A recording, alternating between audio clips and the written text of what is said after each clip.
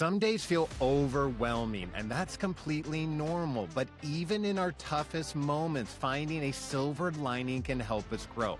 Feeling anxious? Try grounding yourself. Notice your senses, take a breath, and bring your focus back to the present. Self-care and forgiveness aren't just nice.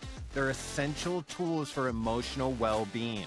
For more practical tips and real-life stories on building resilience, stay tuned for the full episode. Welcome back to Shit Creek Survivors, where we share stories of resilience and tools for resilience.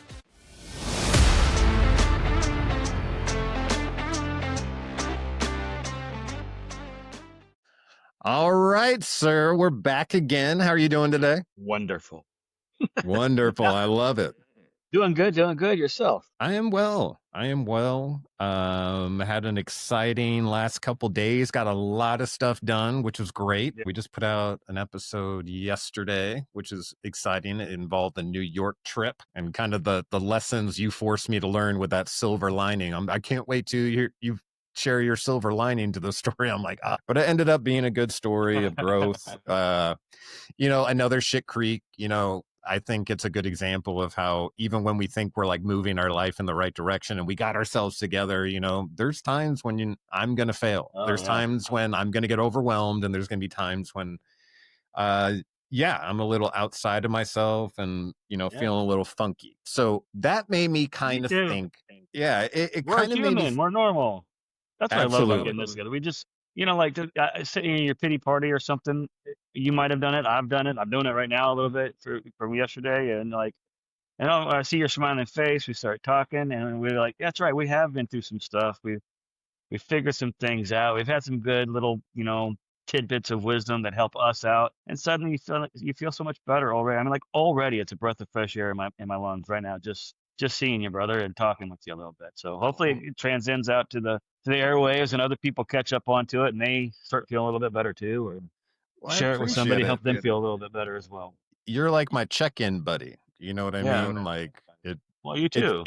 It's funny how that I can get nervous before we meet because I don't know. I'll be like, oh, what are we going to talk about? What are we going? Right. Yeah, and then it's like, oh, well, we've got a topic, and then we just chit chat for a little bit, and we just kind of get moving. But anyways, I thought that so I went through that experience in New York, and you said find the silver lining. How are you going to grow from it? And I realized that in those moments that I was activated, and we have talked about this a little bit before, I don't actually have a plan for that moment. Like, really what happens is I watch for myself. Am I triggered? And if I'm triggered, I almost try to shut everything down. You know what I mean? Run and hide. Like get away from people so that I don't. Like I literally pray a lot of the times. Like a turtle. Everything goes in the shell, and you just want to be in your own little shell. And then you go turtle.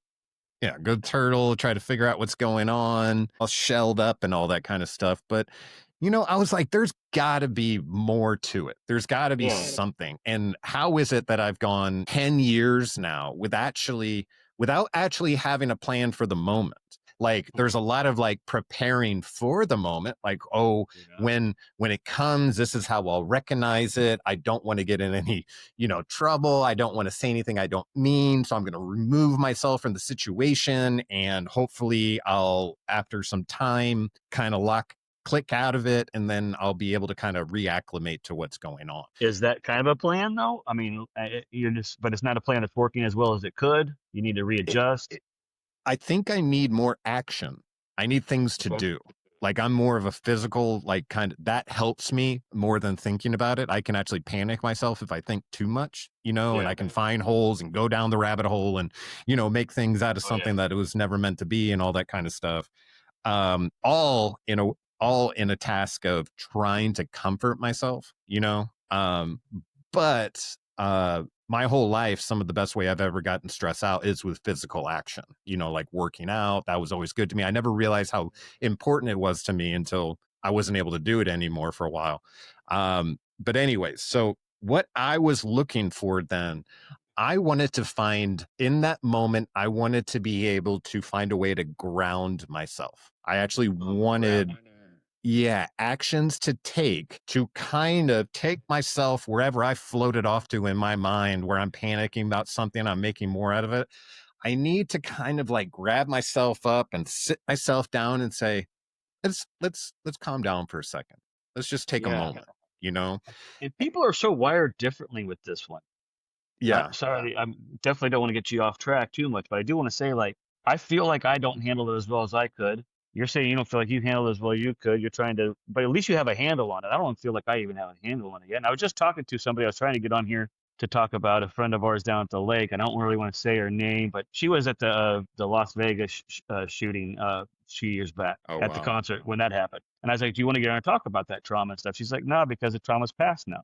I don't really, it Mhm. doesn't really, it's just kind of like it sucked. But like even in the moment, I was like, okay, well, this sucks, but I don't want to stand right here any longer. So I'm going to go over there and just somehow had some sort of level of calmness and presence to just be able to, deal with what was happening that was horrible and then not really hold on to it. I'm like, how do you do that? That's why I want you to come on here so you could talk to us.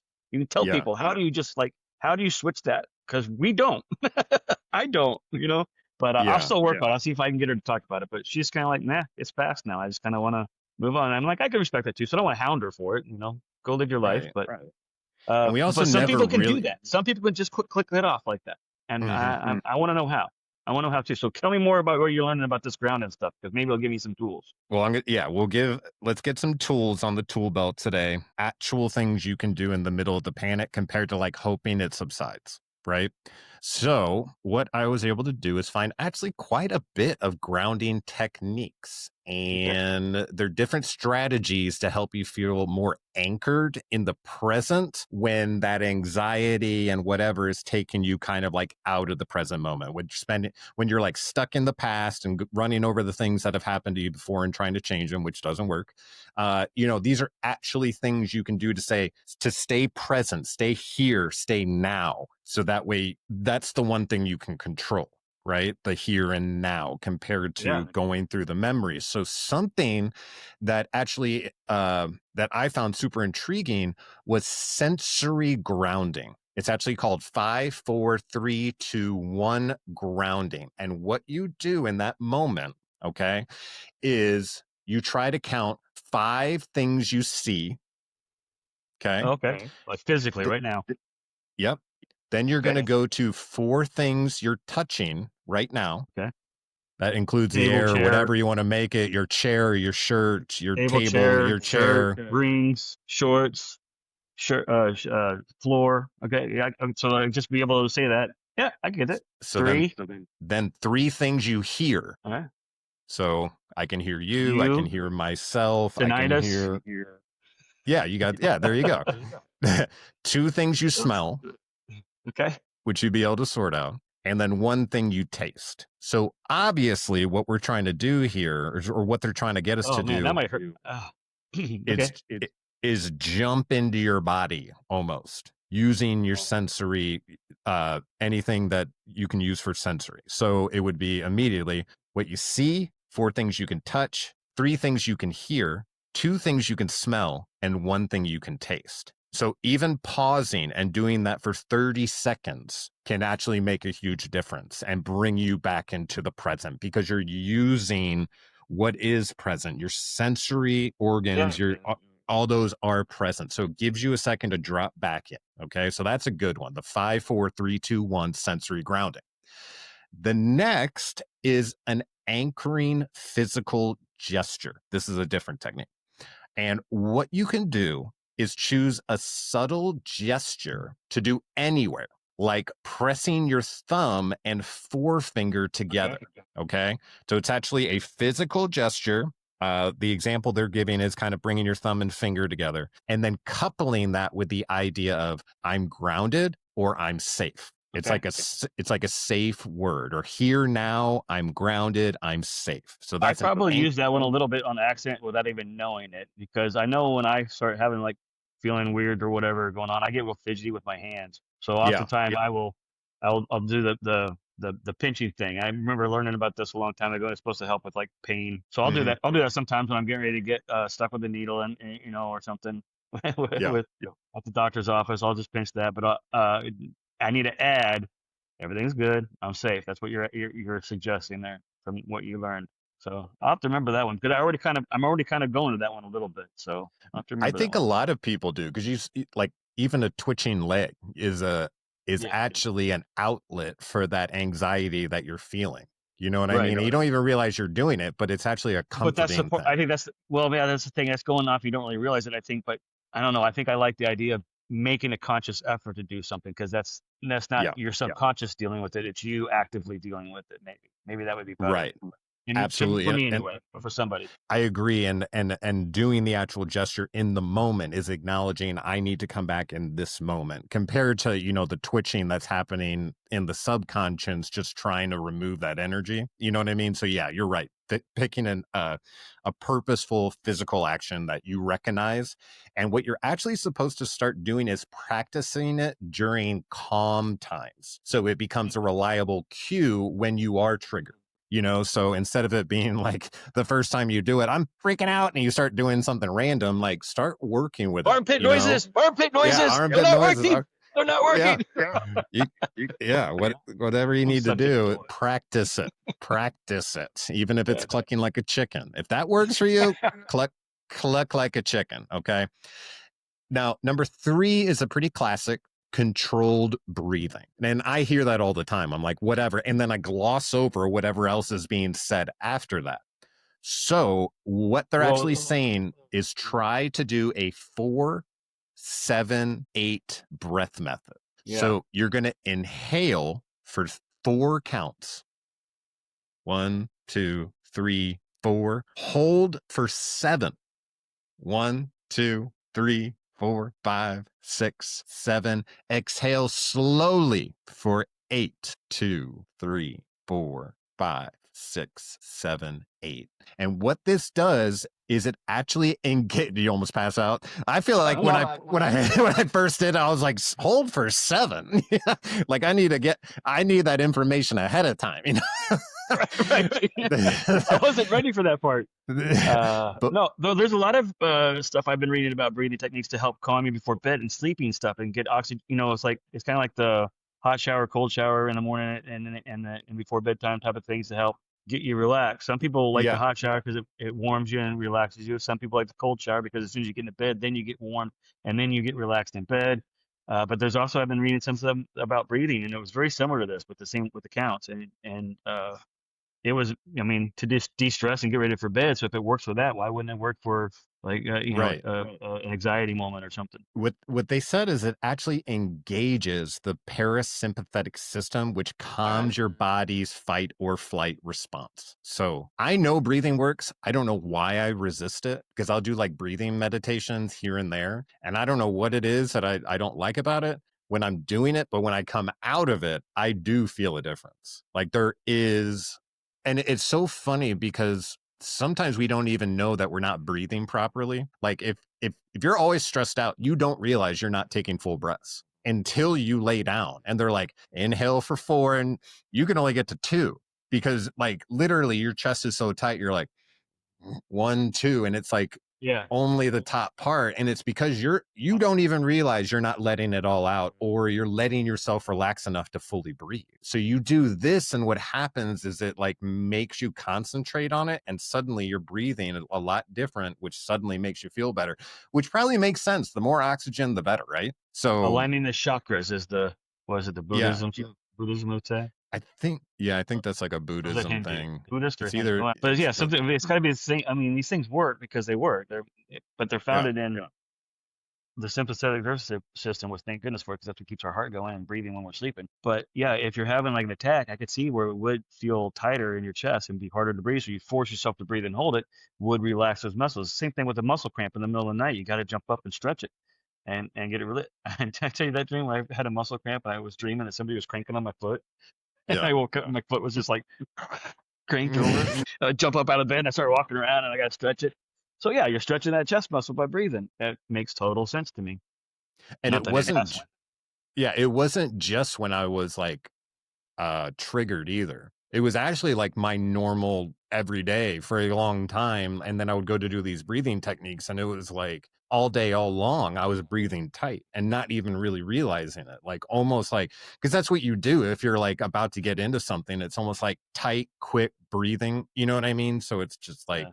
quick response type stuff. Anyway, so Well, I the mean, and yeah, breathing we know a little definitely bit helps. of we know a little bit about this kind of stuff from training and stuff in the police department. I mean, like, you knew with high stress situations, you can get tunnel vision, you can get short sighted or nearsighted or only focus on the wrong areas and stuff. And so what you have to do is, well, you have to practice it some in a not real situation. So you Yeah. need to practice this breathing in a not real situation, and Yeah. then you would get better and better at it. You'd learn and learn what works and what doesn't work. And then when you go into actual practice, the tunnel vision doesn't, or in a real situation, the tunnel vision doesn't take over. The panic doesn't take over. You don't put yourself in a bad situation by missing a corner, whatever it is. Hmm. Well, this is very relatable to me in that way. So maybe it's, Yeah.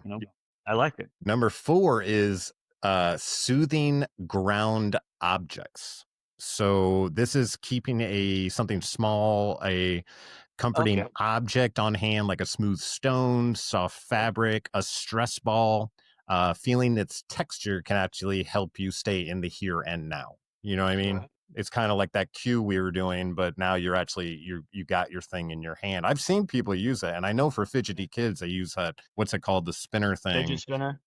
Yeah, and so I mean, it's not on that level like ADHD, but I get it. Something's in your hand, your Yeah. presence, and you're able to feel it. When I used to smoke, The a Zippo lighter was really big on, always like fidgeting with it. Pins, I'd fidget Yeah, with pins all the time whenever I had pins on my uniform all the time. But I like the idea of having one that's like designated for like a rock, like a pet rock or yeah. something that you in your pocket, or crystals. Some people like crystals, and they have a whole belief system with that too. That if it works for them. Hmm, A lot of AA guys will keep their coin in their pocket. that's So probably a really good idea because it's a constant reminder right there too. yeah, so they'll kind of like rub it, especially if they're getting triggered to drink or something like that. But always Yeah, having it on them gives them a sense of comfort because yeah. they like it. Next is body scanning with affirmation.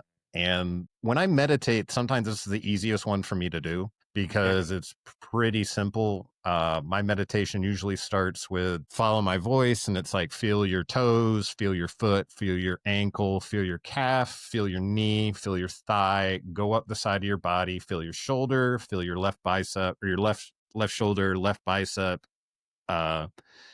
uh, elbow, wrists, fingers. Then it comes up to the face. Then it's like, the right cheek, the right eye, the right scalp. Then you transition to sorry, that was all left. And then you transition to the right, starting with scalp, then eye, then cheek, then shoulder, then bicep, then elbow, then wrist, fingers, go down the side of the body, right thigh, down to the right knee, down to the right calf, down to the right ankle, down Are to you the right using, foot. is something doing this? Like I remember doing some meditation techniques a long time ago. It was like a small ball gets bigger and bigger and bigger, and then it slowly starts to envelop your body by part by part by part. And you would say the parts just like you were a little bit too. Do you have a technique Yeah, that goes with that? Did you learn something more to it, or are you just focusing you on those can. parts with your eyes closed? Are you doing yoga The, poses too? Is this a yoga thing as well, or? good questions. I actually just lay on the ground on my back in a Okay. dark room. And it's that way it gives me a lot of space. I can kind of get comfy, get Any scented aligned. candles, any music, anything like that to help with the mood? Anything like that? You No, want that silence? I use my headphones, which do the kind of silencer thing on them, the Okay. quiet mode. So that helps. And when I'm actually doing the meditation I'm talking to, I'm listening to a guy who's going through the meditation, cueing me. He's like, now Okay. feel your foot. So I'm listening to his direction as it's going on. Okay. All right. And this one that I do again is it's kind of like my easy button when I'm like having trouble meditating. Either, I've got something on my mind or I haven't done it in a while, which makes meditation harder. Um, I know that sounds weird, but you know, No, I mean, like medit you it's like stop a doing the bench soft press for two focus. years, your bench press isn't going to be as high as it is right now. Exactly. It's kind of like a muscle. Yeah, you got to practice with it all the time.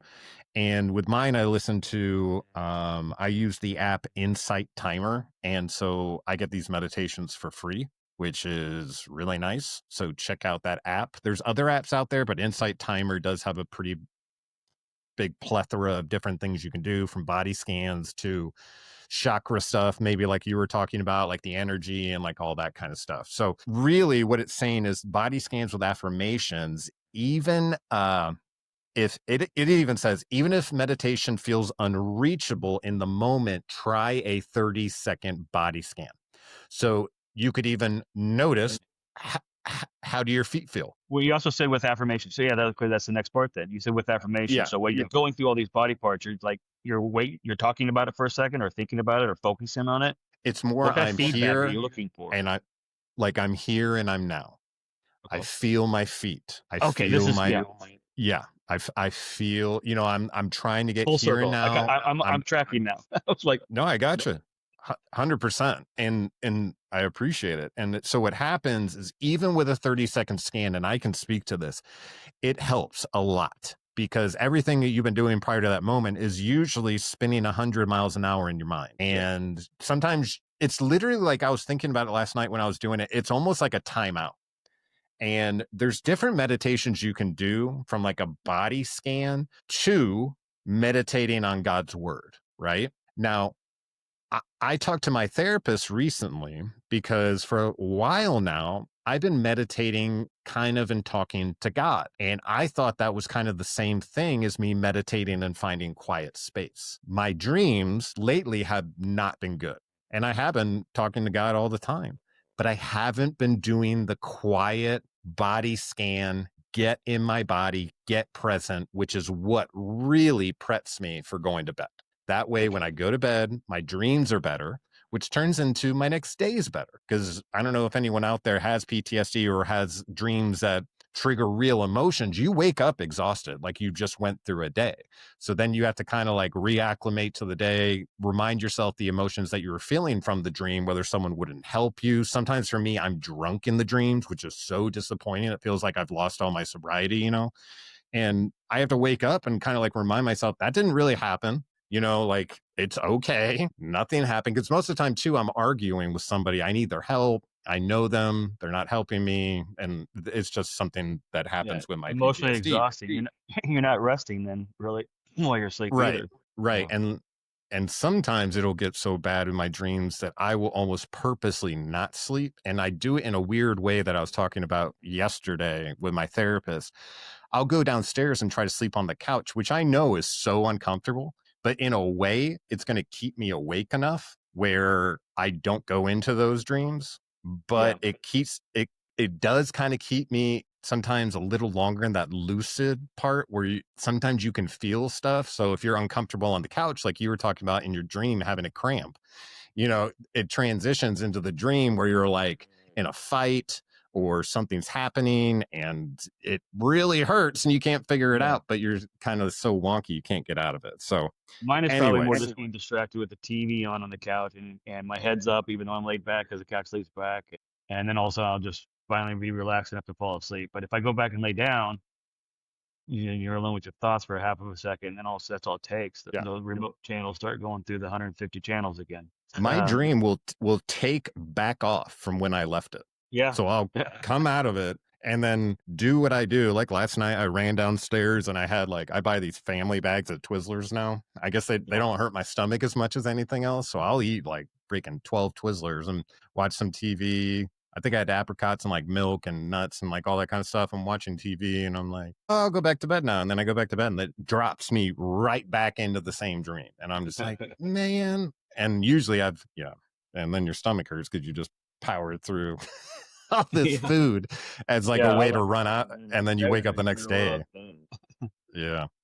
Yeah, I don't know. I've been eating a lot more at night too. I don't know why that's happening all of a sudden, because I don't like eating at night. It does upset my stomach, and it triggers, depending on what I eat, it can trigger some of those PTS dreams that I have, where I can smell the burning smoke and burning flesh kind of things. And like right now, I'm even like physically going, like I'm choking on the smell. It's crazy how it hits me. And when I was going to therapy about it, talking about it, we couldn't really put two and two together. It might not even be related. It might be something completely different. And I'm just in the moment having the dream or whatever, or the thought, and thinking about it like I am now. And then it just manifests through whatever else I'm going through. Like I just have the sinus drainage, and I'm thinking it's connected to the dream, and it's not. But I don't know. Right. Is it connected or is it not? It seems like it's connected because it happens so periodically. But yeah, I know, and I don't know what. I just need to not eat at night and have stronger willpower. It's Hey, a comfort thing. hey. It's a No, comfort you're thing. it is a comfort thing for me. Absolutely. I'm literally running from the dream. I'm trying to put food. I'm using my Yeah, senses. I'm just another tasting, I'm distraction chewing. technique, Y- like watching the Exactly. TV, like playing video games. Like I mean, golf can be a distracting technique, but I think there's healthy ones and unhealthy ones, and we gotta try to get Yeah. more of the healthy ones, like golf and and walking, and not video And it games and and if you're unhealthy right now is eating too much food in the middle of the night and waking up with a sore stomach, that's a lot better than what I was doing in the middle of the night, which was grabbing a bottle. Like literally waking up in a panic at 2 a.m. and deciding vodka was the answer. right. Yeah, Which I had that thought too when I woke up, but I didn't. I mean, I had a couple last night, but I mean, like when I woke up puking at 3 o'clock in the morning, I thought I'm gonna grab that bottle of bourbon. That's just gonna just knock my ass out, or something else. I don't know. it's funny Something what else we is think. legal right now, but I'm looking at a federal job, so I can't do something else. Um, but it would help sometimes when I did in the past. But I gotta Yeah. find something else. What, NyQuil maybe? Will NyQuil knock this out? Maybe No, no, I'm not saying that. CBD, Yeah, maybe. But I don't know how that hits on tests. And I don't yeah, know if maybe you can just have a conversation and be like, no, no, no, no, no, no, that's yeah. CBD. And they're like, oh, yeah, okay. Well, I'm gonna avoid all those conversations because Yeah. they'll quickly move on from me to another candidate if I started trying to stand up for that fight. That's not a hill Exactly. to die on. But there's got to be something else. Just grow up and put on your big boy pants and tough it out. Rub some dirt on Or is it more like pray, pray, pray, pray, pray for help? Just pray for help, pray for it. help, pray for help. I don't know. I'll pray for you. Maybe I should start jumping on the elliptical at 3 o'clock in the morning and see if that does something. I'm trying to get a TV down there so I can have a distraction while I'm doing it. Yeah. Now, we just went through these kind of grounding techniques, which are actually rubber to the road things you can do in the moment where you're freaked out. Okay. Now, What are we all again? this There's is 5 of them. Just to highlight that real quick. was the 5. Yeah. So if we want to go through them really quick again, we had the initial 5, 4, 3, 2, 1 sensory grounding, which is 5 things you see, 4 Right. things you touch, 3 things you hear, 2 things you smell, 1 thing you taste. And if that's not enough, do it again. You can just keep looping it. Yeah. Then there's the anchor physical gesture, which is the idea. Yeah, the idea of like touching your thumb to your finger and at the same time paired with a safe word like I'm here now or I'm grounded. And you want to practice that during calm times. You want to practice all these during calm times. Don't pull it out of your pocket for the first time when you're in the middle of something because it's not, you won't have the confidence in it. You got to build that confidence. Number 3 was controlled breathing, which was the 4, 7, 8 breathing method. That's inhale for 4 counts, hold for 7, exhale for 8. And this actually engages your parasympathetic nervous system, which calms your body's fight or flight response, which is what we're dealing with PTSD. That it's being triggered. It's being triggered when maybe it shouldn't. So we're trying to figure out ways to kind of like get through those moments compared to just staying still and hoping it ends. Right. Another one is 4 with soothing ground objects. That's the idea of keeping something in your pocket that you're familiar with, whether it's a stress ball, a soft object, or just kind of like we talked about in AA, sometimes people keep their coins, which represent how long they've been sober. They put those in their pockets because it gives them a sense of calm because it's right there, something for them to feel. And then the other one was body scanning with affirmation. So we talked about the meditation that I do where I kind of go through my body and it's being cued by someone, or you can actually just in that moment, like right now, you could say, I'm going to feel my left foot. And when you focus on feeling on your left foot, you're not I was able just to flexing my left toes when you said right it, before you said that. We're yeah. synced. We're synced. My We're toes are synced. hurting, and you said I'm not thinking about my left foot now. Well, I'm already thinking about my left foot. Okay, I'm sorry, I interrupted again. No. And while you're doing that, you can also pair it with the gentle phrase like I'm here, I'm now, I'm safe, all that kind of good stuff. And one of the good things about that, and unfortunately, I'm going to share one of the errors of my ways is I would try to use anger as a way to get through it. So Right. I basically like the idea of toughing it out. And a lot of times I would find myself when I'm angry or when I'm, I don't know, overwhelmed, in my mind lashing out at people, queuing up resentments, like "Rah," that sort of thing. And we talked about it recently, and you actually had a good story about the snake bite. Do you Oh yeah, recall the there's snake bite story? there's another like little parable or whatever that I found that I really like, kind of like the vinegar in your water or piss in your water, whichever way you like it. And just adding sugar doesn't make it any sweeter. You got to deal with the initial trauma. This is exactly the same thing. It's just said in a little bit different way. And it's like trauma is like a snake bite, and your reaction to it should be, to take care of the snake bite and the poison in your arm where you got bit, not tracking down the snake, grabbing the snake, and trying to convince the snake that it was wrong for biting you. Mm. I like Like, that when you said it. I was like, that makes a lot of sense to me. It yeah. really does. And Now, that's why the I try to say problem, different ways, try to say in different ways and different parables that I think talk to me, because maybe one of them speaks to somebody better than another person. Like maybe somebody right. doesn't like the vinegar in the water analogy, but the snake one works better for them. So I'm gonna keep trying to come up with more of these as the seasons go on and these sessions go on. Well, I don't know if anyone can relate. Like, I can hear that. I understand it. We Because talked you about were using anger. You were in your dream. You were chasing down the snake and being like, "Why did you do that to me?" right. For where you And felt wrong in your trauma. and we've shared these analogies and all that kind of stuff, and like how resentment's like drinking poison and expecting the other person to die. Yeah. But I still do it. I still do it. And recently, so I got this study Bible from my wife, probably when we first got together. So this is about 13 years ago. I've never opened it. I've never used it. I've never taken it anywhere. I've never taken it to church or anything like that. And like I said, I've been having some bad dreams lately and all that kind of stuff. And I was kind of tired and not, I was at home alone, and I had pulled out the Bible a couple days earlier. I don't know why, but I saw it there. And I decided to do that magic thing. I'm like, okay, God, if you got something to tell me, I'm going to put my finger in this Bible and you tell me. Okay. Whatever my finger lands on, I'll read starting right there. So I flipped it open. I put my finger in there and I looked down, and I'm at the very beginning of a paragraph. Wow. I know. So ask and you shall receive. Yeah, be careful what you ask for too, because And it's Matthew. Again, I'm not good at this Bible stuff, but as far as I can tell, it's Matthew 19, 32. And it reads, and I'm like, God, if you want to tell me something, I'm angry. I'm like, when's this going to end? And blah, blah, blah, blah, blah. And, all this kind of stuff.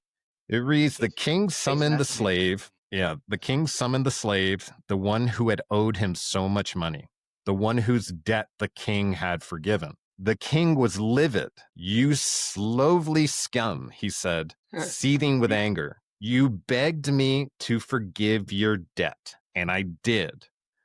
What would be the faithful response to such a latitude and generosity? Surely you should have shown the same charity to a friend who was in your debt.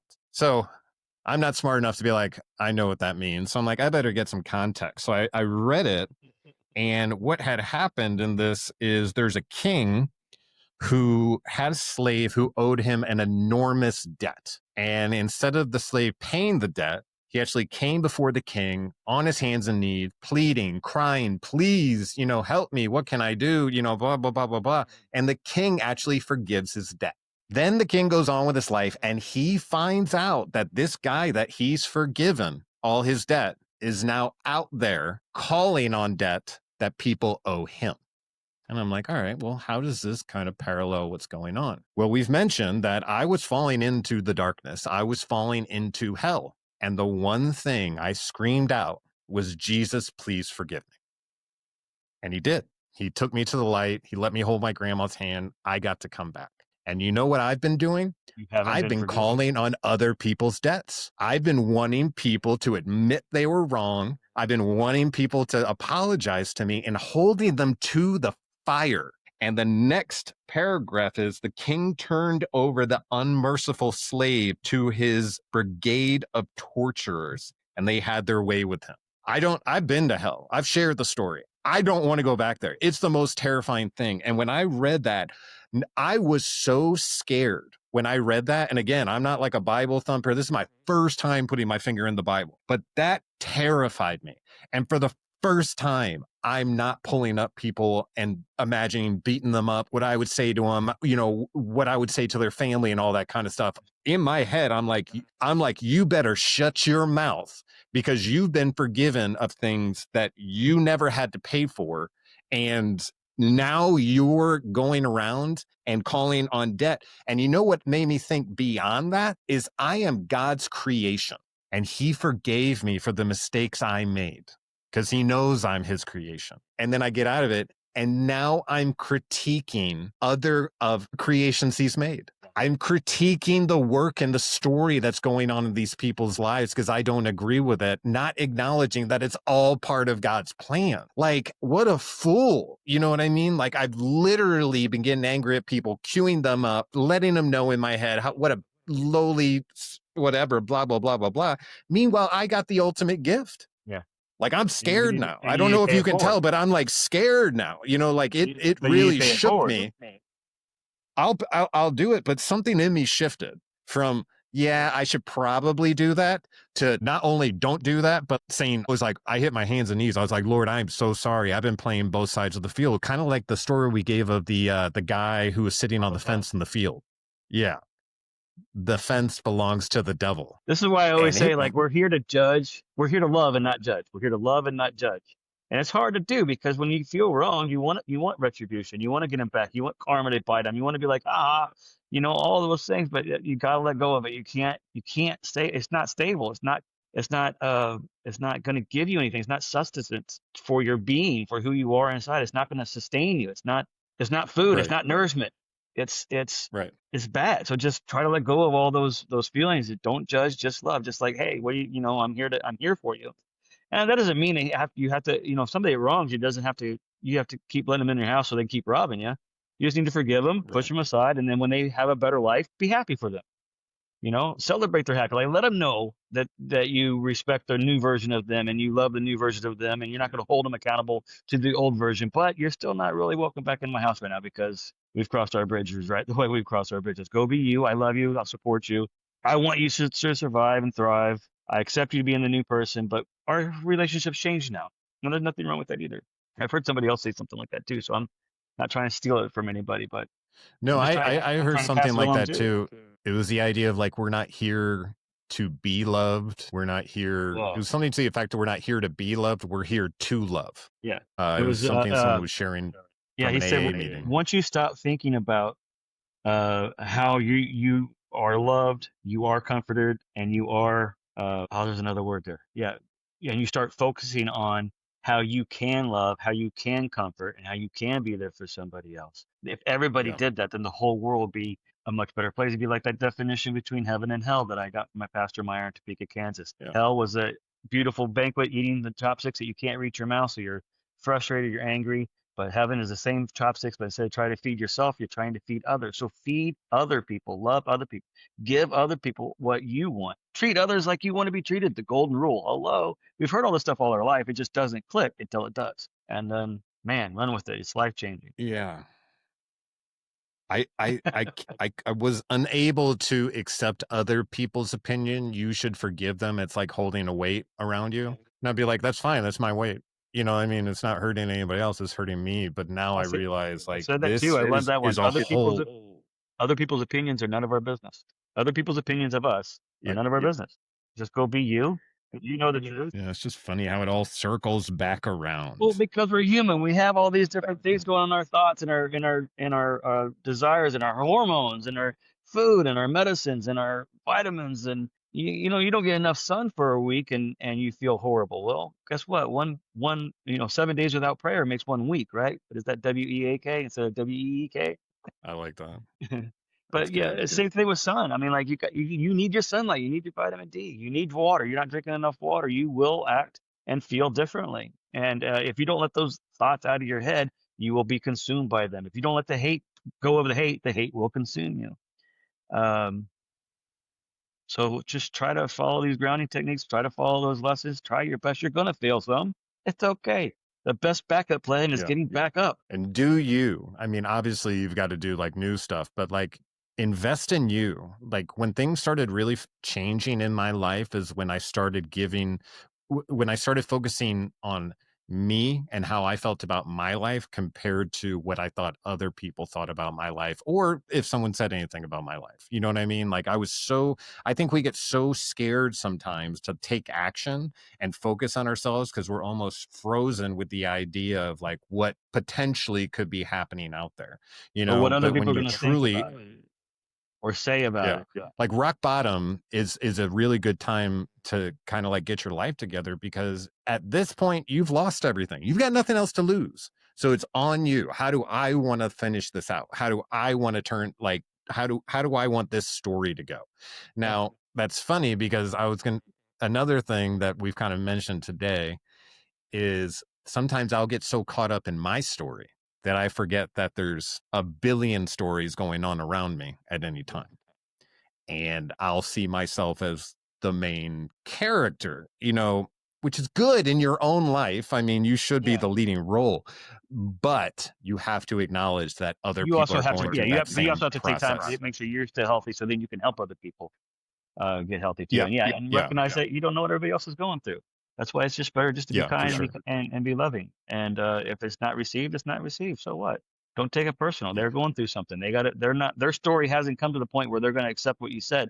But that little nugget might stick in the back of their mind, and someday it will come around and it will come to fruition. And then whether you don't need credit, it's not your credit to get. It's God's credit. So just be you. Take care of yourself. Be loving. Try not to judge. When you do recognize you're judging, try not to be too hard on yourself either. Don't judge yourself either.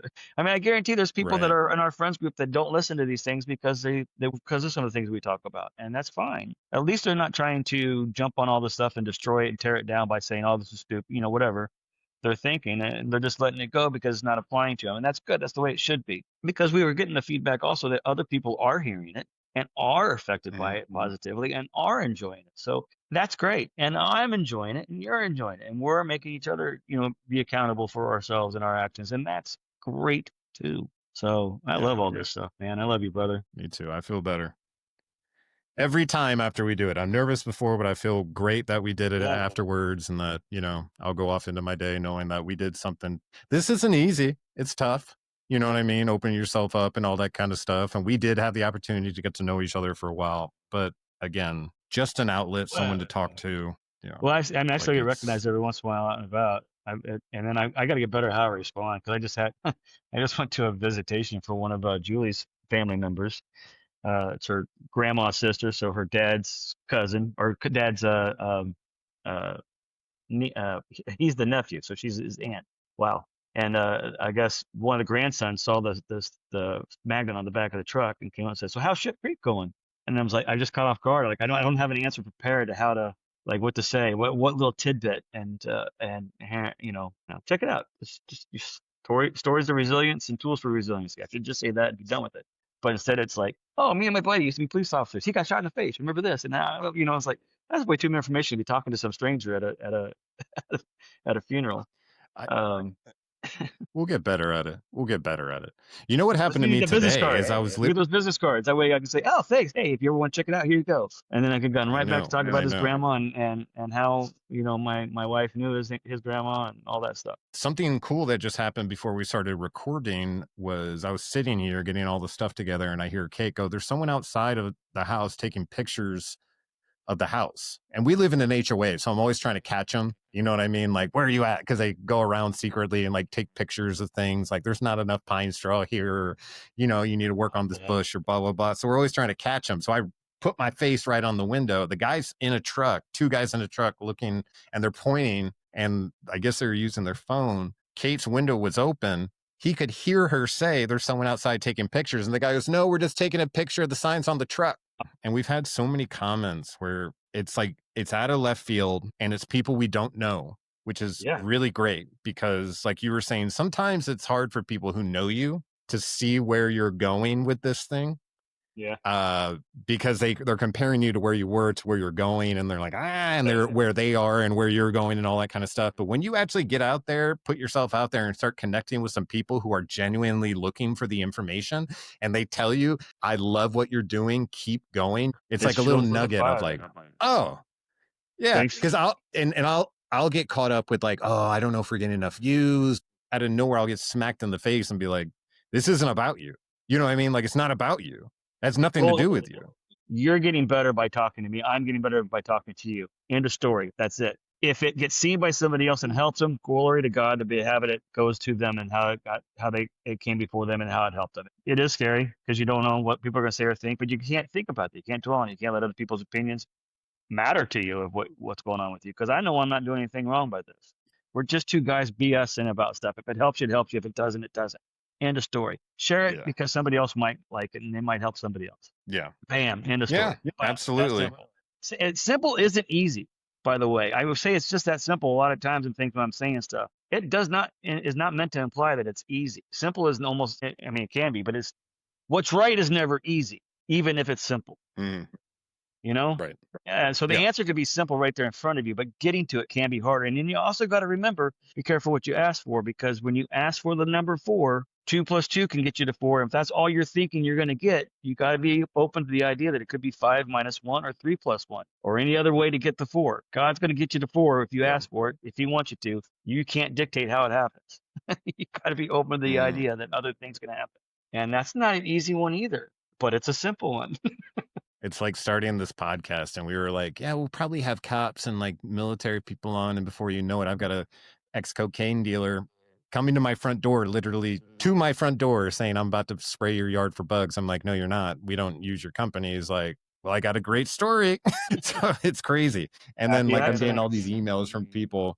They literally start the emails. They literally start the emails with, boy, am I a Shit Creek survivor. You know what I mean? And so you're getting these contacts from people who are resonating with it and like understand it. And the idea that when we talked to Dexter recently last week, he's like, this is great what you're doing. And I was like, why? He's like, because this is the new, in a way, these are the new missionaries. Like these are the people going outside of the church walls and talking about things, including Jesus, including God.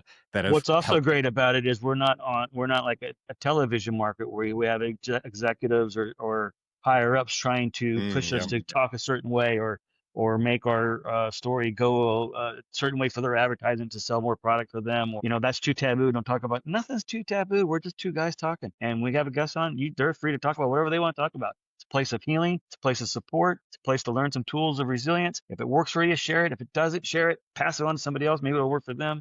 Man, I mean, I can't say that stuff enough, but it is what it is. Well, I love you, brother. Let's go ahead and finish it here. I think we've given them quite a bit of information to digest throughout the week. Again, check us out on our website, www.shitcreeksurvivors.com. You can email us at shitcreeksurvivorspodcast@gmail. You can follow us on Facebook at SHT Creek Survivors, because they wouldn't let me put the exclamation point or the I.